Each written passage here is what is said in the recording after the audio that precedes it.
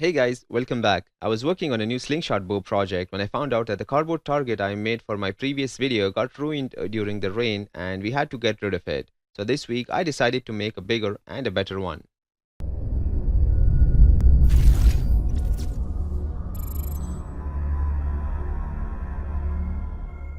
Stay with me as I walk you through some simple steps to make your own target, and in the end I'll put it to a small test to see how it stands up to some action. First of all, I got hold of a decent cardboard box. I chose a cuboid shape instead of a cube. It is a standard 30 kg packing box from IKEA, and no, the video is not sponsored by IKEA. The depth of this box is smaller than its height and length, and that is beneficial for us because I don't need a lot of material to stuff in it, and it's not that narrow that it will topple with a hit. Next, I measured the face of the box and cut out a template from another cardboard box which fits inside perfectly. Using this as a template, I cut out 33 more of these. They don't have to be perfect, by the way. Any holes or slits can be covered with sellotape. I took half of these pieces and binded them tightly with some packing tape. Initially, I thought of gluing all the layers one by one, but that would take a lot of time and glue. This is simpler and equally effective. The aim is to stuff these pieces of cardboard in the box towards each side to make a double-sided shooting target. Now that our slab of cardboard is ready, I'll apply a generous amount of glue to one side. This is regular liquid glue you will find in the school supplies section. Now place the whole thing glue side down inside the cardboard box and place a good amount of weight on it. Call it overkill if you want to, but I'm going to leave this for a good couple of hours to cure.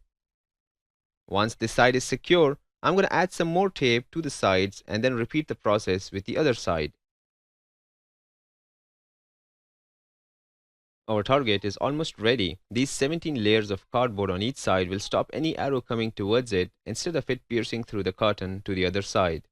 But the center of the box does seem a little empty. When I was cutting out the big pieces, I was left with a lot of smaller cardboard scraps. I decided to cut them into random squares and stuff them in between to add a little more structural integrity to our target. Once again, I'll stack all the pieces together and bind them with some tape. Next, I'll apply glue to both the sides and then push it in between the two sides of the target. I'm not going all the way to the bottom of the box. I'll leave it roughly centered.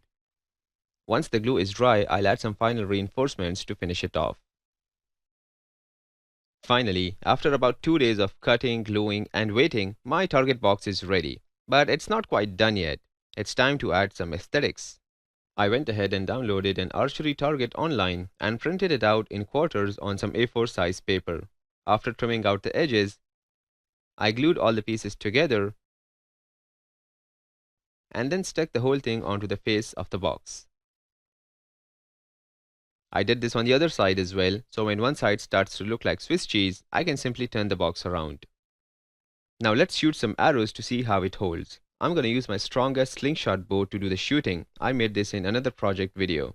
First, I'm going to show you what will happen with an exact box that is not modified in any way.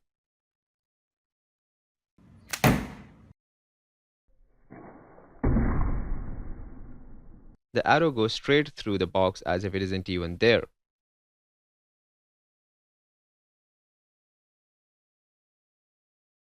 Now it's time for our homemade target.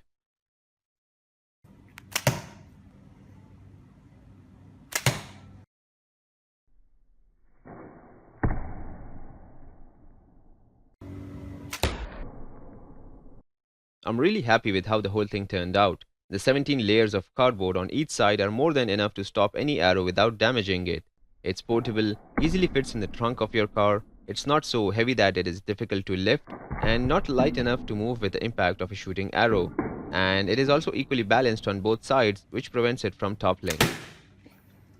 Alright guys, it was a fun weekend for me, and along the way you learned how you can make your own cheap archery target. In my case, it was completely free of cost. The only thing I spent on was the tape and glue.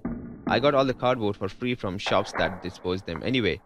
If you enjoyed this video, please hit that like button below and subscribe to Miibooth for more gadget reviews, life hacks, and facts.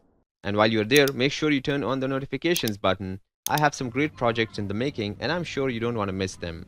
Click on the thumbnails to watch my other videos or check out my YouTube channel for more. And as always, thanks for watching.